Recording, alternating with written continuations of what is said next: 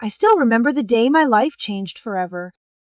My son, Marcus, had always been ambitious, but I never imagined the heights he would reach. In what felt like the blink of an eye, he became a millionaire, achieving dreams that once seemed impossible. The day he handed me the keys to a beautiful house, I felt a pride so deep it almost brought me to tears.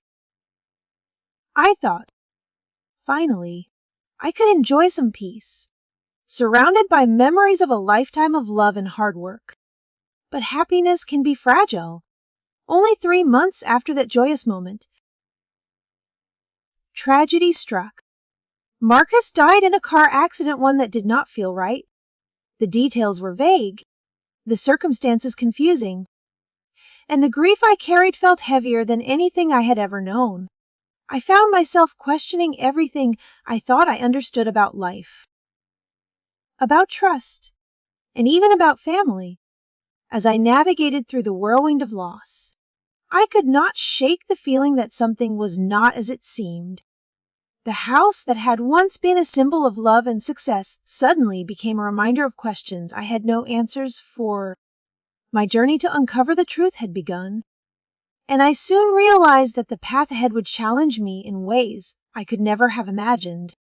If you want to follow my story and see how I faced betrayal, danger, and deception, make sure to like this video and subscribe to my channel.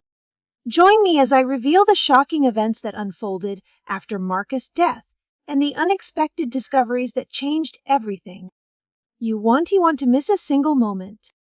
The morning after Marcus' funeral was shrouded in a quiet that felt unnatural, as if the world itself were holding its breath in sympathy for a grief that seemed too heavy for one person to bear. I wandered through the empty halls of the house he had gifted me, touching the smooth surfaces, imagining him standing in the living room, his laughter filling the space that now felt impossibly hollow. I thought that perhaps, in time, I could start to rebuild my life here, a life he had worked so hard to provide for me, a place that would hold memories of both love and hope. Yet, my fragile sense of peace was shattered the moment the doorbell rang. I remember opening the door and seeing Tiffany, Marcus' wife, standing there with a man by her side I did not recognize. Her eyes were cold, her smile sharp, and in that instant, I felt a chill creep up my spine. This was the day after I had buried my son, and here she was, stepping into our home with an air of entitlement that made my heart sink. The man she introduced as Rick seemed oblivious to the weight of the day, his casual demeanor adding insult to injury. And Tiffany's voice rang with a confidence that seemed rehearsed, almost cruel. She told me that the house now belonged to her, that I had no right to remain in the place Marcus had given me, and that I was expected to leave immediately. Her words were precise, calculated, and delivered with a sense of manipulation that left me reeling, as if I had suddenly been thrust into a world I no longer recognized. I tried to speak, to remind her of the bond I had shared with Marcus, of the years of love, guidance, and sacrifice that had brought us to this point. But Tiffany's demeanor left no room for sentiment. She moved through the house with an almost predatory ease, inspecting rooms as though she were already the rightful owner, brushing past me with a sense of superiority that made my stomach twist with a mixture of disbelief and sorrow. Rick followed closely, his presence a silent reinforcement of her control, and together they created a tension that seemed to push the walls in closer, suffocating any remnants of comfort I had clung to in those first moments of mourning. I felt anger bubbling under the surface, sharp and raw, but it was mingled with a deep, gnawing sadness, the kind that comes from watching someone you loved being replaced, even in death, by ambition and greed. My mind raced with questions, each one more painful than the last. How could someone be so cold just a day after the loss of a husband? How could they so easily attempt to erase my presence, as if my connection to Marcus had been nothing more than a shadow? And yet, despite the fear and the shock, a flicker of determination sparked within me. I realized that I could not allow the memory of Marcus to be overshadowed by entitlement and manipulation, that I had to find a way to hold on to what was mine in spirit, even if the world around me seemed to have turned against me. Tiffany's insistence, her calculated posture, and Rick's complacent approval forced me to confront the reality that grief alone would not protect me, that I would need to summon every ounce of strength I had never known I possessed. I stood there, my heart heavy but my mind clearing, understanding that this was no longer only about mourning Marcus. It was about asserting the life he had tried to give me, about navigating the treacherous currents of those who sought to claim what was never theirs. The house, once a sanctuary of love and pride, had become the stage for a silent battle, one that I was suddenly compelled to fight. For myself, for Marcus, and for the memory of all that had been lost in an instant. In the days that followed Tiffany's intrusion into my home, a restless unease settled over me, a feeling that something about Marcus' death did not align with the fragile, sorrowful narrative the world seemed willing to accept. I found myself replaying the details of the accident over and over, trying to reconcile the sudden his passing with the man I had known, the son who had spent years building a life not only for himself but for me, who had called to check on me even in his busiest moments, and who had dreamed, as he always had, of a future that now lay shattered. Small inconsistencies began to gnaw at my mind.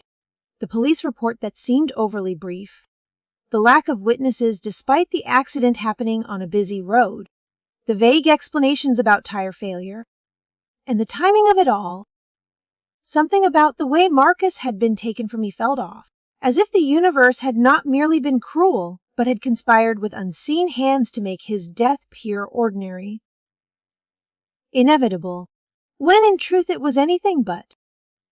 And then there was Tiffany, her sudden transformation from a grieving widow into a woman whose eyes sparkled with calculation and whose words carried an unsettling precision was impossible to ignore.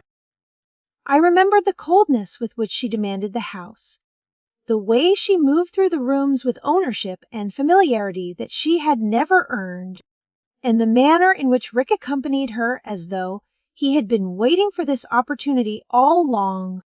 The attachment she displayed toward Rick seemed too sudden, too orchestrated, and each smile she cast in his direction felt like a dagger twisting in the wound of my sorrow.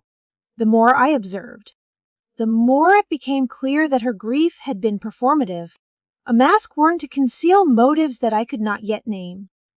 And the more I considered the timing of everything, the more I wondered whether Marcus' death had simply created the space she had always been waiting for. I began to notice other details that had previously slipped past me, seemingly minor but unsettling when pieced together. Phone calls that ended abruptly when I entered a room, documents I discovered misplaced in ways that made no sense, and subtle comments from neighbors who hinted at unusual behaviors before the accident. My intuition, sharpened by years of navigating life's uncertainties, told me that nothing about this situation was accidental, and that if I did not act, the full truth might be buried beneath layers of manipulation and charm, leaving me powerless.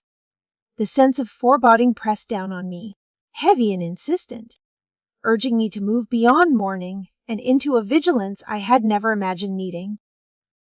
As I began to piece together the fragments of what had happened, my grief transformed into a quiet determination, a stubborn refusal to accept the surface narrative that everyone else seemed content with. I started retracing Marcus' final days, speaking with people who had crossed paths with him, and examining every detail of the accident that the authorities had deemed closed. The questions multiplied. Why had certain calls been ignored? Why had some records vanished? Why did Tiffany's behavior shift so dramatically with such precise timing? And what role, if any, did Rick play in the sequence of events that had brought this sudden tragedy into my life. Each answer seemed to reveal further complications, and each revelation strengthened my resolve to uncover the truth, no matter how deep or unsettling it might be. In the quiet of my own home, surrounded by the belongings Marcus had left me, I realized that grief was no longer my only companion. Suspicion, curiosity, and the unyielding drive for justice had taken residence alongside sorrow, urging me forward, whispering that I could not allow manipulation and greed to define Marcus' legacy or determine the path of my life. Every inconsistency, every unexplained glance, every hidden motive became a thread I needed to follow, and I knew, with an almost stubborn clarity, that the investigation I was about to undertake was not just about uncovering the truth behind a suspicious death, but about reclaiming a life that had been disrupted, about finding the strength to confront the shadows lurking behind familiar faces, and about refusing to let darkness claim the memory of my son. I knew that suspicion alone would never be enough to protect myself, and if I wanted the truth to surface, I would have to act with precision, patience, and courage I did not know I possessed. The unease that had settled over my days became a driving force, compelling me to turn the house that Marcus had gifted me into a quiet observatory where I could watch, listen, and uncover the reality hidden beneath Tiffany's carefully constructed mask. I began with subtle steps, placing hidden cameras in areas where conversations might occur without arousing suspicion, strategically choosing spots that offered both clarity and discretion, and learning quickly the rhythms of the house and the patterns Tiffany and Rick followed. Every creak of the floorboards, every shadow cast by the afternoon sun, became part of the map I was slowly drawing, each fragment of movement a potential clue in the puzzle I was determined to solve. I also turned to technology, making discreet phone calls under the guise of everyday errands, speaking with neighbors, colleagues of Marcus, and even casual acquaintances who might have noticed strange behaviors or overheard suspicious remarks. Each conversation was carefully navigated, each word selected to elicit information without revealing the depth of my concern, and in the process, I began to assemble a web of evidence that started to outline a chilling picture. The more I listened, the more patterns emerged, whispered plans that hinted at greed and manipulation, references to the timing of Marcus' accident that suggested calculation rather than misfortune, and subtle indications that Tiffany and Rick were prepared to escalate their schemes beyond the boundaries of law and decency. My heart raced at the thought that the person who had caused the greatest pain in my life might still be orchestrating a path to further harm, but I refused to let fear paralyze me. Planning became a daily exercise, each step carefully considered, each action calculated to avoid detection. I studied Tiffany and Rick's routines, noting when they were most vulnerable to observation and when their guard slipped, and I learned to anticipate their interactions with an almost intuitive understanding, recognizing the slight gestures, the fleeting exchanges, the half-hidden glances that hinted at unspoken agreements. I documented everything meticulously, knowing that each detail might one day form the backbone of a case that could not be ignored. And I felt a mixture of grief, anger, and determination as I realized that the very tools I had once used to manage my own life were now the instruments of justice I wielded in Marcus' memory. There were moments when the weight of the endeavor threatened to overwhelm me, when the secrecy, the constant vigilance, and the tension of knowing that any misstep could expose me left me exhausted and trembling. Yet even in those moments, the image of Marcus, his laughter, his unwavering love, and the life he had dreamed of sharing with me fortified my resolve. I reminded myself that the purpose of my actions was not revenge, but protection, not malice, but truth, and that every photograph captured, every recorded conversation, and every observed interaction brought me closer to ensuring that Marcus death would not be in vain and that Tiffany and Rick could not continue their manipulation unchecked. As days turned into weeks, the evidence grew undeniable, a mosaic of deception and danger that revealed not only their greed, but their willingness to commit acts that would harm anyone who stood in their way. I watched with a mixture of disbelief and grim satisfaction as the puzzle pieces coalesced into a clear narrative. Each revelation sharpening my understanding of their motives and illuminating the path I would need to take to protect myself and honor Marcus. In the quiet of my home, I understood that I had moved beyond the role of grieving mother into the realm of careful strategist, a guardian of truth armed with insight, patience, and an unwavering determination to confront the shadows that had intruded into my life. The journey was far from over, but I now possessed the clarity, the evidence, and the courage to face what was coming, and the knowledge that I was no longer powerless gave me a sense of purpose that grief alone could never have provided.